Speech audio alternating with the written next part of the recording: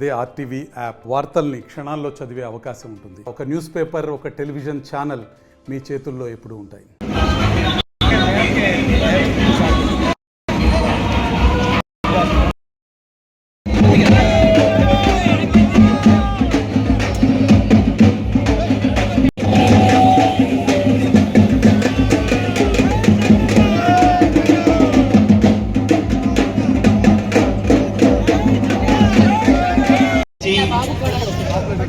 మీ అందరి చల్లని ఆశీస్సుల కోసం, చల్లని దీవెనల కోసం వచ్చేసినటువంటి వైఎస్ఆర్ కాంగ్రెస్ పార్టీ అనకాపల్లి ఎమ్మెల్యే అభ్యర్థి అయిన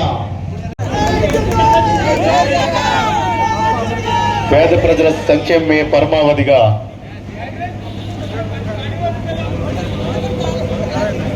శ్రీ వైఎస్ జగన్మోహన్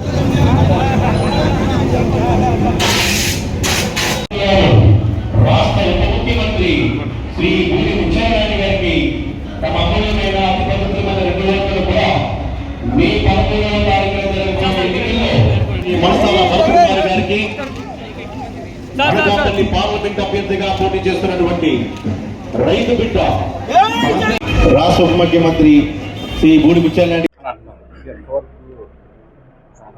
ప్రైవేటీకరణ నువ్వు అదే అడిగాను ఇందాక. నేను అసలు నామినేషన్ వేయడానికి నేను క్యాండిడేట్గా డిసైడ్ చేసిన తర్వాత స్టీల్ ప్లాంట్ గుర్తొచ్చిందా నీకు? నువ్వేదో నాకన్నా తెలివైన ఉంటున్నావు, చక్కగా చదువుకున్నా ఉంటున్నావు, ఇంగ్లీష్ మాట్లాడుతానంటావు, హిందీ మాట్లాడుతానంటున్నావు. అసలు విశాఖపట్నం స్టీల్ ప్లాంట్ ఇప్పుడు దాకా నీకు ఎందుకు గుర్తు రాలేదు? ఈ రోజుకు పుట్టినటువంటి సమస్య కాదు ఇది. 6 మాసాలుగా అక్కడ ధర్నాలు చేసుకొని, నిరాదీక్షలు చేసుకొని, ఆకలితో అలమటించి మా బ్రతుకులు ఏమవుతాయి, స్టీల్ ప్లాంట్ అమ్మకం కానీ జరిగేలాగుంటే మా పరిస్థితి ఏంది అని చెప్పి ఆందోళన చేస్తున్నప్పుడు ఒక రాజశేఖర్ మమ్మల్ని నువ్వేం చేస్తున్నావు అనుకున్నాను. గడ్డలు కాస్తున్నావా నువ్వేనా? గుర్తు రాలేదా ఆ రోజు స్టీల్ ప్లాంట్?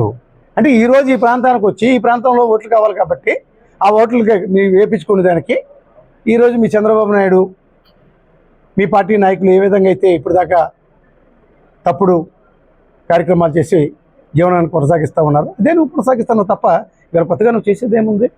నీ మాటలు నమ్మడానికి ఈ ప్రాంతవాసులు ఎవరు కూడా సిద్ధంగా లేరు. అసలు వెలమంటున్నావు, ఏ రకం వెలమ నువ్వు? ఇక్కడ ఉన్నటువంటిది కొప్పల వెలమ. ఈ ప్రాంతంలో ఉండేటువంటి ప్రతి ఒక్క వెలమవాడు కూడా కొప్పల వెలమ. చిన్న కుటుంబాలు, వ్యవసాయం మీద ఆధారపడినటువంటి కుటుంబాలు.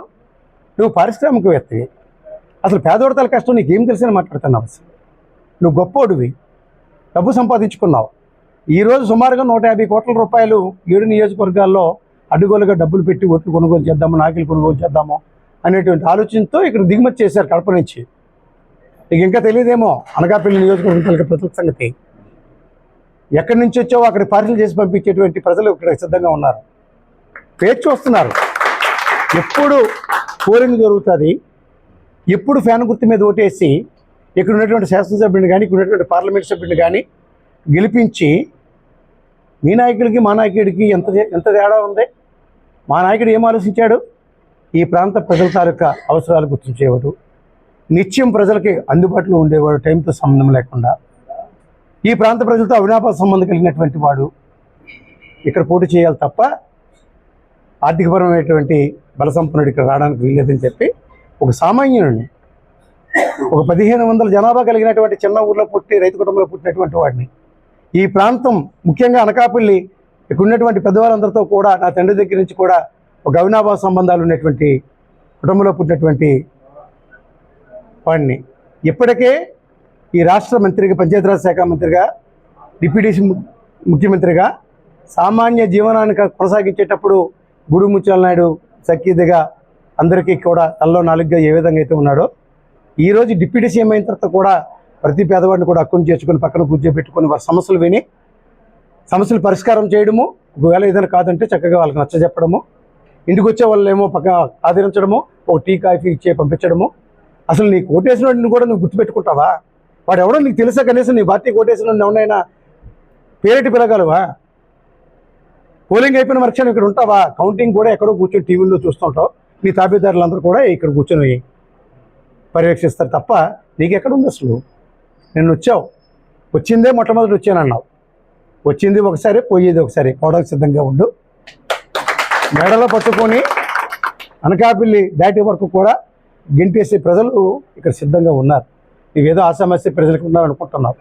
ఇక్కడ డబ్బులు కమ్ముడిపోయేటువంటి నాయకులు కానీ డబ్బులు కమ్మేటువంటి ప్రజలు కానీ లేరు. నీ పార్టీలో నీ 3 పార్టీలు కలిపి పెట్టినటువంటి అభ్యర్థులు ఎవరైతే ఉన్నారో వాళ్ళు మాత్రమే డబ్బు సంచులు ఆశపడుతున్నారు. వాళ్ళ వెనకాతలు ఉన్న కార్యకర్తలు కూడా నీకు ఓటు వేయడానికి సిద్ధంగా లేదు. వారు కూడా నిర్ణయించుకున్నారు ఎవడు వీడు మనకు కడప నుంచి ఇక్కడ రావడానికి ఆడికి ఏం హక్కు ఉందని చెప్పి, ఇక్కడ మా గురించి ఏం తెలుసు అని చెప్పి ఇక్కడికి వస్తున్నాడు ఆడు. ఇక్కడ ఎవడు పనికి రాలేదా? సమర్థమైనటువంటి నాయకత్వం. మరిన్ని వీడియోస్ కోసం ఛానల్ ని సబ్స్క్రైబ్ చేయండి. లేటెస్ట్ అప్డేట్స్ కోసం వాట్సాప్ ఛానల్ ని ఫాలో చేయండి. అండ్ లింక్ డిస్క్రిప్షన్ లో ఉంది.